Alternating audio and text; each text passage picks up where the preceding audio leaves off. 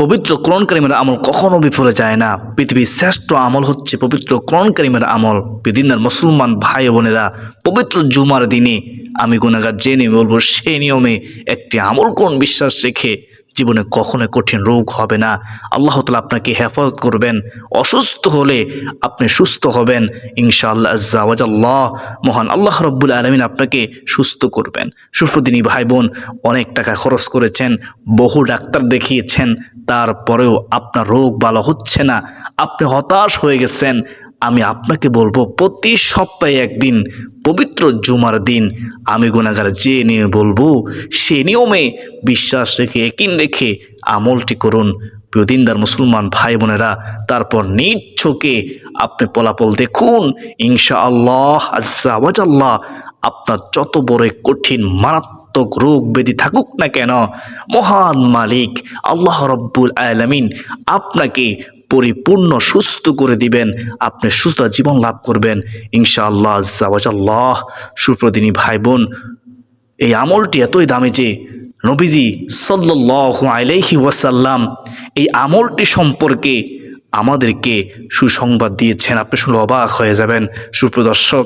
এই আমলটি এতই পাওয়ারফুল, এতই শক্তিশালী আমল, আপনার কখনোই প্যারালাইসিস রোগ হবে না, হঠাৎ ব্রেন স্ট্রোক হবে না, হঠাৎ হার্ট অ্যাটাক হবে না, ডায়াবেটিস হবে না, ক্যান্সার, মারাত্মক রোগ ইত্যাদি যত কঠিন মারাত্মক রোগ আছে, বিশ্বাস করুন ইনশাআল্লাহ আল্লাহ তাআলা হেফাজত করবেন। আল্লাহ তাআলা আপনাকে কঠিন মারাত্মক রোগ থেকে বাঁচিয়ে রাখবেন ইনশাআল্লাহ। সুপ্রদর্শক, যদি আপনি কঠিন মারাত্মক রোগ থেকে বাঁচতে চান, যদি আপনি চান পরিপূর্ণ সুস্থ জীবন, তাহলে আজকের আলোচনাটি শুনুন, আমলটি শিখুন, আমলটি করুন বিশ্বাস রেখে। আজকের এই ভিডিওটি অত্যন্ত গুরুত্বপূর্ণ ভিডিও, তাই মনোযোগ সহকারে আজকের এই গুরুত্বপূর্ণ ভিডিওটি শুনতে থাকুন, দেখতে থাকুন। সুপ্রদর্শক, মূল আলোচনায় যাওয়ার পূর্বে চলুন একটু প্রার্থনা করে নেই। কার দোয়া কখন কবুলে বলাতে যায় না। হে মহান দয়ালু প্রেমময় আল্লাহ, আপনি আমাদেরকে কঠিন মারাত্মক রোগ ব্যাধি থেকে হেফাজত করুন। সকলে বলি আল্লাহুম্মা আমিন। যারা বিদেশে অসুস্থ অবস্থায় কষ্ট পাচ্ছে, যারা হাসপাতালে অসুস্থ অবস্থায় কষ্ট পাচ্ছে, যারা বাড়ির মধ্যে অসুস্থ অবস্থায় কষ্ট পাচ্ছে, আল্লাহ গো, যে যেখানে অসুস্থ অবস্থায় কষ্ট পাচ্ছে সবাইকে পরিপূর্ণ সুস্থ জীবন দান করো কোরআনের বরকতে, সূরা ফাতিহার বরকতে। আল্লাহ গো, তোমার বন্ধু রাহমাতুল লিল আলামিন নবীজির উসিলায় সকলে বলি আল্লাহুম্মা আমিন। সুপ্রদিনী ভাই বোন, পবিত্র জুমার দিন আসরের নামাজের পরে অথবা মাগরিবের পূর্বে কেন আমলটি করবেন? এর কারণ হচ্ছে পবিত্র জুমার দিন আসরের নামাজের পরে দোয়া করলে মহান মালিক আল্লাহ তাআলা দোয়া ফিরিয়ে দেয় না। আর আমরা যখন পবিত্র জুমার দিনে আসরের নামাজের পরে এই আমলটি করে আল্লাহর কাছে সাহায্য চাইব, তখন আল্লাহ মহান রব আমাদেরকে সাহায্য করবেন। আমরা যখন রোগ মুক্তি কামনা করব, আল্লাহ তাআলা আমাদেরকে রোগ থেকে মুক্তি দিবেন, আমাদেরকে কঠিন রোগ থেকে আল্লাহ তাআলা হেফাজত করবেন যদি আমরা চাওয়ার মতো চাইতে পারি। অত্যন্ত গুরুত্বপূর্ণ সময় হচ্ছে জুমার দিন আসর পর থেকে মাগরিবের পূর্ব পর্যন্ত। সুপ্রদর্শক, ইসলামে জুমাবার একটি মর্যাদাপূর্ণ দিন, গুরুত্বপূর্ণ দিন।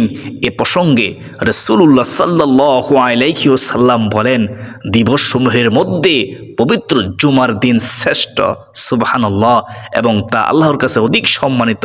সহিহ ইবনে মাজাহ হাদিস নম্বর হচ্ছে 1084। হাদিসে আরও বর্ণিত হয়েছে, সুযোজিত হওয়ার দিনগুলোর মধ্যে পবিত্র জুমার দিন সর্বোত্তম দিন। এই দিনে হযরত আদম আলাইহিস সালামকে সৃষ্টি করা হয়েছে, এই দিনে তাকে জান্নাতে প্রবেশ করানো হয়েছে এবং এই দিনে তাকে জান্নাত থেকে বের করা হয়েছে। সুবহানাল্লাহ। মুসলিম শরীফের হাদিস, হাদিস নম্বর হচ্ছে 854। জুমাবারে এমন একটি সময়ে দোয়া কবুলের কথা বলা হয়েছে হাদিসে মুবারকার মধ্যে। হাদিসটি শুনুন, বুখারী শরীফের হাদিস, 6400 নম্বর হাদিস। হযরত আবু হুরায়রা রাদিয়াল্লাহু তাআলা থেকে বর্ণিত, তিনি বলেন, রাসূলুল্লাহ সাল্লাল্লাহু আলাইহি ওয়াসাল্লাম বলেছেন, পবিত্র জুমার দিনে এমন একটি সময় আছে, সেই সময়টায় যদি কোনো মুসলিম নামাজ আদায়রত অবস্থায় থাকে এবং আল্লাহর কাছে কিছু চায়, মহান আল্লাহ অবশ্যই তার সে চাহিদা বা দোয়া কবুল করবেন। এবং এরপর রাসূল সাল্লাল্লাহু আলাইহি ওয়াসাল্লাম হাত মোবারক দিয়ে ইশারা করে সময়টি সংক্ষিপ্ততার ইঙ্গিত দেন, ওই সময়টির কথা বুঝিয়ে দেন। সুবহানাল্লাহ। প্রিয় দর্শক, হযরত আনাস ইবনে মালিক রাদিয়াল্লাহু তাআলা আনহু থেকে বর্ণিত আছে, জুমাবারে এমন একটি সময় আছে, সেই সময়ে বান্দা আল্লাহর কাছে কোনো দোয়া করলে মহান আল্লাহ তাকে তা দিয়ে থাকেন, ফিরিয়ে দেন না। মুসান্নাফ হাদিস নম্বর হচ্ছে 5588। আর কীভাবে বলে আপনারা বুঝবেন? আসরের শেষ সময় দোয়া কবুল হয়। শুনুন হাদিসটি, আবু দাউদ শরীফের হাদিস 1048 নম্বর হাদিস। জাবির ইবনে আব্দুল্লাহ রাদিয়াল্লাহু তাআলা থেকে বর্ণিত হাদিসে রাসূলুল্লাহ সাল্লাল্লাহু আলাইহি ওয়াসাল্লাম বলেন, পবিত্র জুমার দিনের 12 ঘন্টার মধ্যে এমন একটি মুহূর্ত রয়েছে, যদি কোনো মুসলিম এ সময়ে আল্লাহর কাছে কিছু প্রার্থনা করে তাহলে মহান ও সর্বশক্তিমান আল্লাহ তাকে তা দান করেন। এই মুহূর্তটি নবীজি বলেন, তোমরা আসরের শেষ সময়ে অনুসন্ধান করো। সুবহানাল্লাহ, সুবহানাল্লাহ। সুপ্রদর্শক, জেনে রাখা জরুরি যে আসরের শেষ সময় বলতে সূর্য ডুবার আগ মুহূর্তকে বোঝানো হয়েছে। আব্দুল ইবনে সালাম রাদিয়াল্লাহু তাআলা থেকে বর্ণনা করেন, শুক্রবারে আসরের পর থেকে সূর্যাস্ত পর্যন্ত দোয়া কবুল হয়। সুবহানাল্লাহ। বিখ্যাত সিরাত গ্রন্থে বর্ণিত হয়েছে, জুমার দিন আসরের নামাজ আদায়ের পর দোয়া কবুল হয়। সুবহানাল্লাহ, সুবহানাল্লাহ। ইমাম আহমদ রহমতুল্লাহি আলাইহিও আসরের পর বিশেষভাবে দোয়া কবুল হওয়ার কথা বলেছেন। সুবহানাল্লাহ, ওই সময় দোয়া কবুল হয়। বিখ্যাত হাদিস গ্রন্থে তিরমিজি শরীফের 2য় খণ্ডের 360 নং পৃষ্ঠায় তার সবিশেষ কথাটি উল্লেখ আছে খুব সুন্দরভাবে। আশা করি সকলে বুঝতে পেরেছেন। আলহামদুলিল্লাহ, কেন পবিত্র জুমার দিন আসরের পর আমল করবেন? আপনারা অনেকে বিরক্ত হয়ে যান, এতক্ষণ পর্যন্ত যা বলেছি আমি কি অহেতু কোনো কথাবার্তা বলেছি? কোরআন ও হাদিস অনুযায়ী আপনাদেরকে বোঝানোর চেষ্টা করেছি। আশা করি সকলে বুঝতে পেরেছেন কেন পবিত্র জুমার দিন আসরের পর আমলটি করবেন। প্রিয় দর্শক, আমলটি নিয়ম বলার আগে শুনুন, আপনি কালোজিরার মধ্যে কেন সূরা ফাতিহা পড়ে ফু দিবেন, তারপর আপনি 7 দিন সে কালোজিরা খাবেন। একটু কষ্ট করে শুনতে হবে, তাহলে শয়তান আর ধোঁকা দিতে পারবে না ইনশাআল্লাহ। সুপ্রদিনী ভাই বোন, কালোজিরা স্বয়ং রাসূলুল্লাহ সাল্লাল্লাহু আলাইহি ওয়াসাল্লাম খেতেন। এটা আমার নবীজির আদর্শ ছিল। কালোজিরা হলো সমস্ত রোগের মহা ঔষধ, মৃত্যু ছাড়া। সুবহানাল্লাহ। এটা কি সাধারণ কোনো কথা? অসাধারণ। রাসূলুল্লাহ সাল্লাল্লাহু আলাইহি ওয়াসাল্লামের কথা মিথ্যা হতে পারে না। মৃত্যু ছাড়া সকল রোগের মহা ঔষধ কোনটি? কালোজিরা। নবীজি সাল্লাল্লাহু আলাইহি ওয়াসাল্লাম হাদিসের মধ্যে আমাদেরকে সুসংবাদ দিয়েছেন। হযরত আবু হুরায়রা রাদিয়াল্লাহু তাআলা আনহু থেকে বর্ণিত, তিনি রাসূলুল্লাহ সাল্লাল্লাহু আলাইহি ওয়াসাল্লামকে বলতে শুনেছেন, দয়ার নবী, মায়ার নবী, উম্মতের কান্ডারি নবী, রাহমাতুল লিল আলামিন নবীজি তিনি বলেছেন, কালোজিরা শাম ব্যতীত সকল রোগের মহা ঔষধ। সুবহানাল্লাহ। ইবনে শিহাব বলেছেন, আর শাম অর্থ হলো মৃত্যু, অর্থাৎ মৃত্যু ছাড়া সকল রোগের মহা ঔষধ। বুখারী শরীফের হাদিস নম্বর হচ্ছে 5286। আমি আপনাদেরকে কীভাবে বলে আপনারা বুঝবেন? প্রিয় দর্শক, অত হাদিস যারা বুঝতে পেরেছেন কালোজিরা সমস্ত রোগের মহা ওষুধ, একবার ভেবে দেখেন, এখন যদি কোনো ডাক্তার বলতো যে ওষুধটি খেলে, এই ট্যাবলেটটি খেলে আপনার কখনো কঠিন রোগ হবে না, আপনি কি করতেন? যদি ডাক্তার বলতো এই ওষুধটি খেলে, ট্যাবলেটটি খেলে আপনার কঠিন রোগ ভালো হয়ে যাবে, আপনি তখন কি করতেন? ওই ওষুধটি যত টাকায় হোক না কেন, আপনি ওষুধটি কিনে হলেও আপনি ওষুধটি খেতেন। আর অথচ রাসূলুল্লাহ সাল্লাল্লাহু আলাইহি ওয়াসাল্লাম বলেছেন কালোজিরা সমস্ত রোগের মহা ওষুধ, অথচ কালোজিরা খাচ্ছেন না। রাসূলুল্লাহ সাল্লাল্লাহু আলাইহি ওয়াসাল্লামের কথার মধ্যে বিন্দু মাত্র ভুল নেই, সন্দেহ নেই। মৃত্যু ছাড়া সকল রোগের মহা ওষুধ কালোজিরা। তাই আমাদের উচিত হবে কালোজিরা খাওয়া, আমরা খাওয়ার চেষ্টা করব।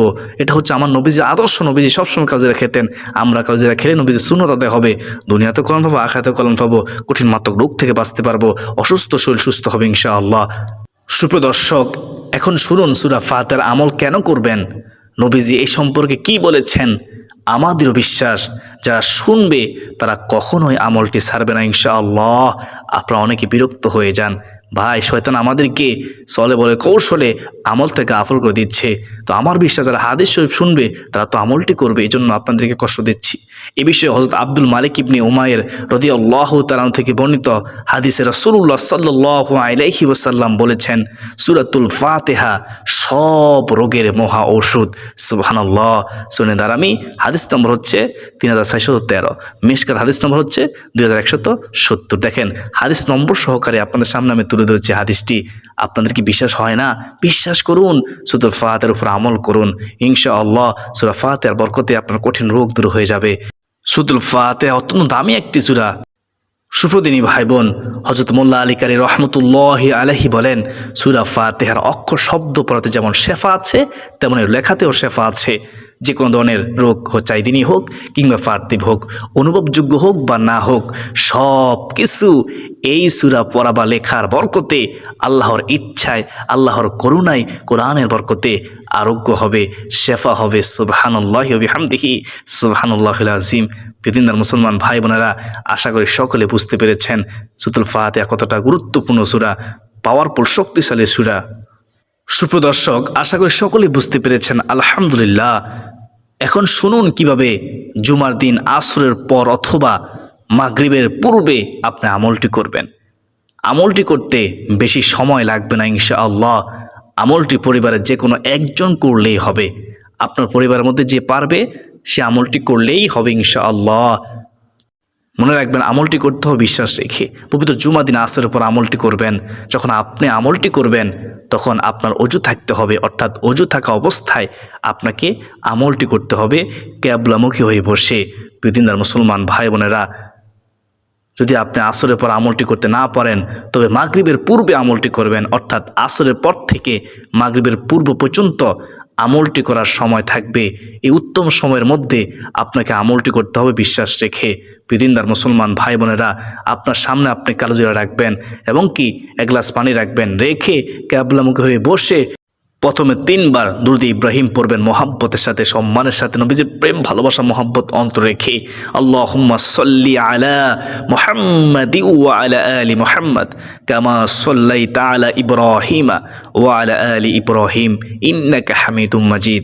আল্লাহুম্মা বারিক আলা মুহাম্মাদি ওয়া আলা আলি মুহাম্মাদ কামা বারাকতা আলা ইব্রাহিমা ওয়া আলা আলি ইব্রাহিম ইন্নাকা হামিদুম মাজিদ। এই দুরূদ ইব্রাহিমটি আপনি 3 বার পড়েন। 3 বার পড়ার পরে কালোজের মধ্যে একটা ফু দিবেন এবং আপনার সামনে থাকা এক গ্লাস পানির মধ্যে একটি ফু দিয়ে দিবেন বিশ্বাস রেখে। প্রিয়দিনদার মুসলমান ভাই বোনেরা, এইভাবে দুরূদ ইব্রাহিম পড়ার পর তারপরে আপনারা আউযু বিল্লাহি মিনাশ শাইতানির রাজিম ও বিসমিল্লাহির রহমানির রহিম সহকারে সূরাতুল ফাতিহা, রোগ মুক্তির এই সূরাটি, গুরুত্বপূর্ণ এই সূরাটি 7 বার পড়বেন। কতবার পড়বেন? 7 বার পড়বেন। তাড়াহুড়ো করবেন না, মনোযোগ সহকারে পড়ার চেষ্টা করবেন, বিশ্বাস রেখে পড়ার চেষ্টা করবেন। একমাত্র আল্লাহকে খুশি করার জন্য পড়ার চেষ্টা করবেন, শয়তান যেন ধোঁকাইতে না পারে। প্রিয় দর্শক, 7 বার পড়ার পর আপনার সামনে থাকা কাগজের মধ্যে একটা ফু দিবেন ও পানির মধ্যে একটি ফু দিয়ে দিবেন। আমি গুনাহগার একবার সূরা ফাতিহা পড়তেছি, মনোযোগ সহকারে শুনুন। ইনশাআল্লাহ আমার আপনার আমলনামায় প্রতি হরফের বিনিময়ে 10 টাকা নেকি আল্লাহ তাআলা দিবেন ইনশাআল্লাহ। আউযু বিল্লাহি মিনাশ শাইতানির রাজিম। বিসমিল্লাহির রহমানির রহিম। আলহামদুলিল্লাহি রাব্বিল আলামিন। আর রহমানির রহিম। মালিক ইয়াউমিদ্দিন। ইয়াকা না'বুদু ওয়া ইয়াকা নাস্তাঈন। اهدنا الصراط المستقيم صراط الذين أنعمت عليهم غير المغضوب عليهم ولا الضالين آمين। সুপ্রদর্শক, সূরা ফাতিহা 7 বার পড়ার পর আবারও শেষে দুরূদ ইব্রাহিম মহব্বতের সাথে, সম্মানের সাথে 3 বার পড়বেন। তারপর কালোজিরা ও পানির মধ্যে একটি ফু দিবেন। কাগজের মধ্যে একটা ফু দিবেন এবং পানির মধ্যে একটা ফু দিবেন। তারপর সর্বশেষ 100 বার আস্তাগফিরুল্লাহ আস্তাগফিরুল্লাহ পড়বেন। 100 বার আস্তাগফিরুল্লাহ পড়ে চোখের পানি ছেড়ে দিয়ে দুহাত প্রসারিত করে মহান আল্লাহ রাব্বুল আলামিনের কাছে আপনি মুনাজাত করবেন, সাহায্য চাইবেন ইনশাআল্লাহ। যদি চাওয়ার মতো চাইতে পারেন, যদি আপনার হাল খাদ্য খেয়ে থাকেন, হারাম থেকে বেঁচে থাকতে পারেন, অবশ্যই আপনার দোয়া কবুল হবে, আপনার আমল কবুল হবে। আপনাকে আল্লাহ তাআলা কঠিন রোগ থেকে হেফাজত করবেন, কঠিন মারাত্মক রোগ হবে না। আপনি অসুস্থ, আপনি সুস্থ জীবন লাভ করবেন যদি ধারাবাহিকভাবে প্রত্যেক সপ্তাহে জুমার দিন আসলেই এই নিয়মে এইভাবে আমলটি করে আল্লাহ তাআলার কাছে সাহায্য চাইতে পারেন। দিনদার মুসলমান ভাই বোনেরা, সকল জন দোয়া করবেন যারা বিদেশে অসুস্থ অবস্থায় কষ্ট পাচ্ছে, যারা হাসপাতালে অসুস্থ অবস্থায় কষ্ট পাচ্ছে, যারা বাড়ির মতো অসুস্থ অবস্থায় কষ্ট পাচ্ছে, প্রত্যেকটি মুসলমানের জন্য দোয়া করবেন মন প্রাণ উজাড় করে। আল্লাহ তাআলা যেন সবাইকে পরিপূর্ণ সুস্থ জীবন দান করে, কঠিন রোগ থেকে হেফাজত করে। সকলে বলি আল্লাহুম্মা আমিন। প্রিয়দিনদার মুসলমান ভাই বোনেরা, আমলটি প্রত্যেক জুমার দিন একবার করবেন। তারপর সেই কালোজিরা ও পানি সামনের জুমা পর্যন্ত 7 দিন সকাল সন্ধ্যা কালোজিরা খাবেন ও পানি পান করবেন। সকালে 1 চিমটি পরিমাণ কালোজিরা খাবেন বিসমিল্লাহ বলে, এবং 3 ডোব বিসমিল্লাহ বলে 3 দমে 3 নিঃশ্বাসে সুন্নত তরিকায় আপনি পানি পান করবেন বসে বসে। তো সকাল সন্ধ্যাভাবে আপনি কালোজিরা খাবেন ও পানি পান করবেন। খাওয়া শেষে আলহামদুলিল্লাহ বলবেন। প্রতিদিনকার মুসলমান ভাই বোনেরা এইভাবে আপনি 7 দিন কালোজিরা ও পানি পান করবেন।